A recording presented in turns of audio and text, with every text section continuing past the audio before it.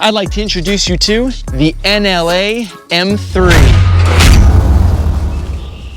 This thing is going to be a complete factory restoration. We are doing nothing but factory upgrades, factory restoration. This thing is going to be back to its original as it rolled out of the factory, guys. Oil leak, steering leak, trans. Let's just start tearing this thing down, but let's do it methodically, right? This is a jack point right there. Basically, I don't know, what is this, like 70, 60 or 70K in parts? Feel good, brand new leather, matches the back seats. Really, in order to do that, I need to take the dash out. And added on top of the real OEM carpet. Now, I haven't ripped this up yet. This whole piece just kind of comes on up, which is great.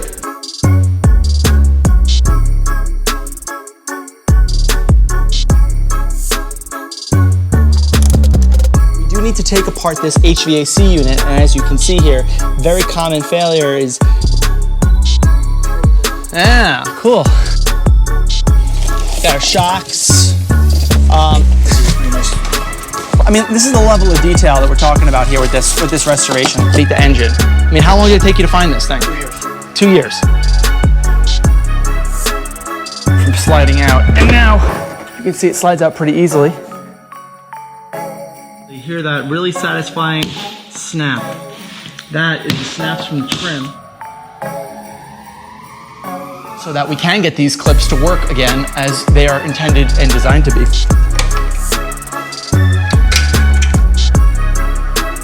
On the inside of the frame rail, so we need to figure out how to pull all this out.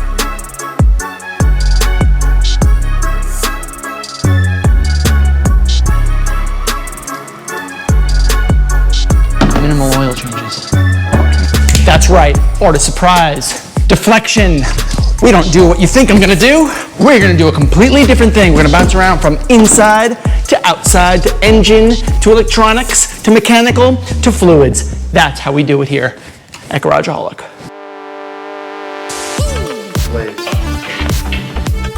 Estimate the center of gravity. Okay.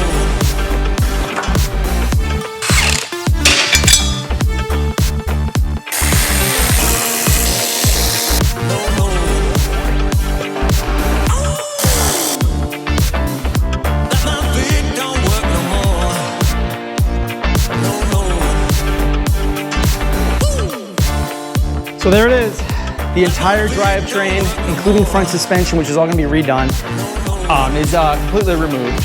And now it's time to take the engine and transmission out, roll to a safe place, and start working on the rear end.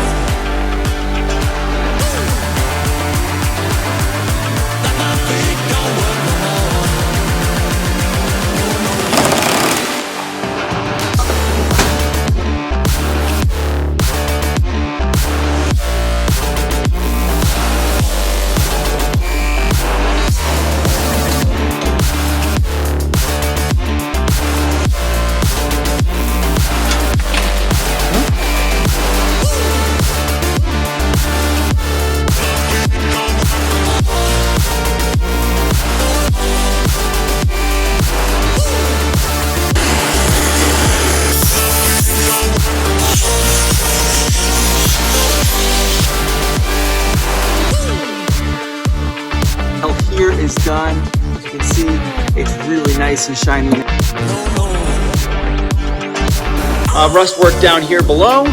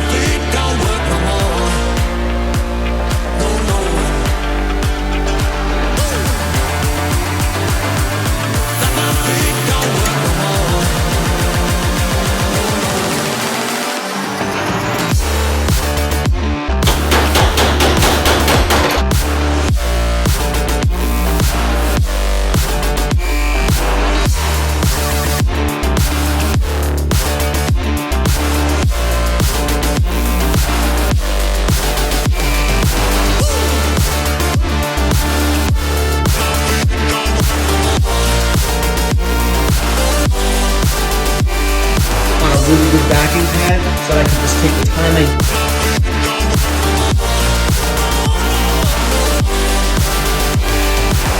completely done.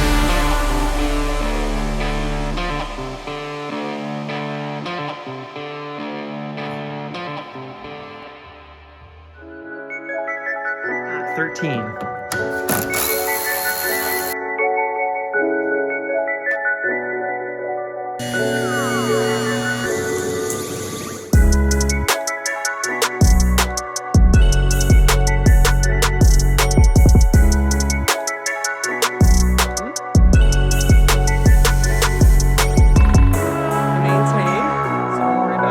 Zhang, you guys.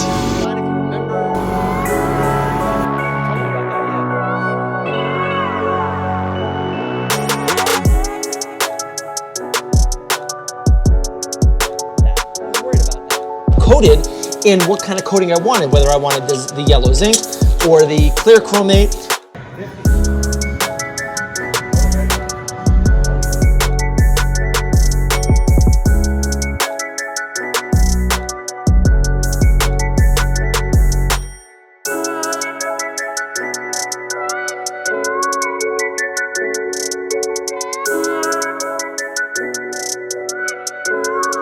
As you can see, I have all of this still left to do, and I did this. I mean, look how clean that looks, you know.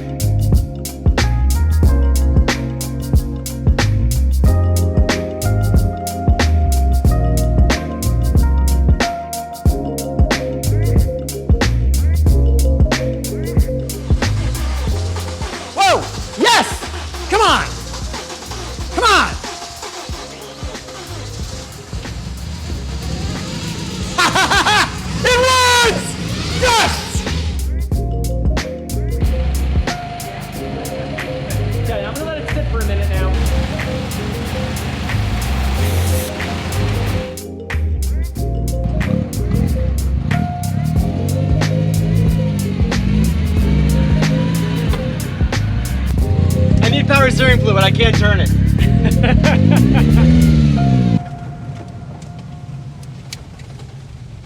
just stalled out on me. We got to tune that idle up a little bit. I think the idle's too low. You still got the screwdriver in here? It's not starting. And if this battery, which is a used battery that I put in here for the, I'm going about 10 now. When I hit 15, I'll pop it and see what happens. Here we go. Woo, bam! This is where it starts getting real bittersweet. Delivery day. Supposed to be the best experience for any restorer, right? Not me. Days leading up to this delivery, what I experienced was gut-wrenching, heartbreaking, yet incredibly educational. The night before, I didn't get any sleep. I couldn't figure out why the engine was overheating so quickly, that annoying whining sound at idle, and the lack of general power from the 2.5. Then it hit me. An engine rebuild was required to ensure that the gapping on the new piston rings was correct, at least so I thought, the night before delivery. And when I realized that, I knew the next morning that I had to face the music. But telling Z the bad news on his birthday was not nearly as bad as I had imagined it. His reaction was understanding and gracious. So, the teardown and rebuild ensued over the next 2 months. And what I realized was that tensioner used was a combination of the S52 tensioner and the retaining bolt from the S14, increasing the throat length into the guides an extra 3/4 of an inch. This ate into every single guide incredibly quick, 50 miles. If I had not approached this situation with the amount of transparency as I did, however uncomfortable it was, the engine would have failed within 10 miles, and the result would have been much more catastrophic on the customer dime in the customer's hometown.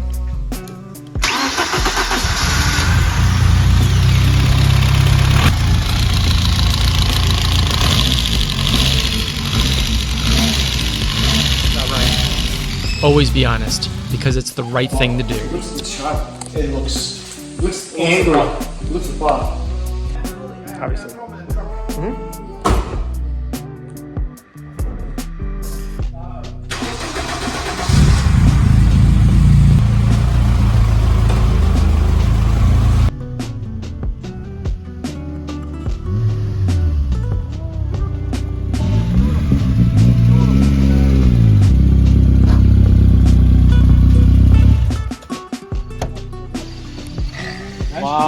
Wow, Frank. Smallest touches that you did. Just these screws right there, right? It looks beautiful. It looks gorgeous. Then I could confidently deliver a product I'm proud of. And look at him now.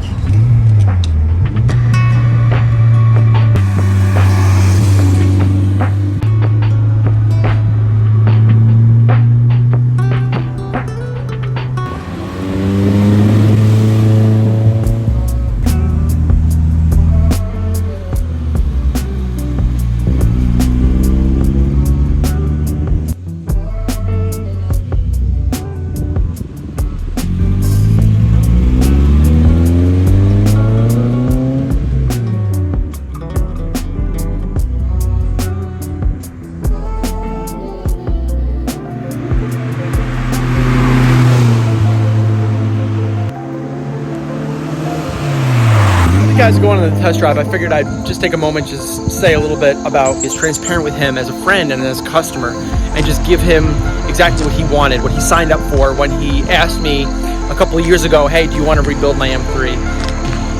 Oh, hey Frank, listen, I want to thank you for this build. You did an amazing job.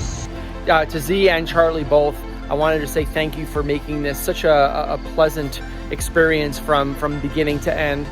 You guys have been really great, and I'm just so proud that I was able to meet you guys and call you guys friends at the end of all this. Again, Frank, thank you so much for everything. I love the car, and I'm enjoying every single minute of it, so thank you. Goes into it. I'm happy to work with anybody who has a cool project, who wants me to make a video or a series out of it. I am happy to do that. Love gravitating toward E30s, and I love working on BMWs for myself and for others.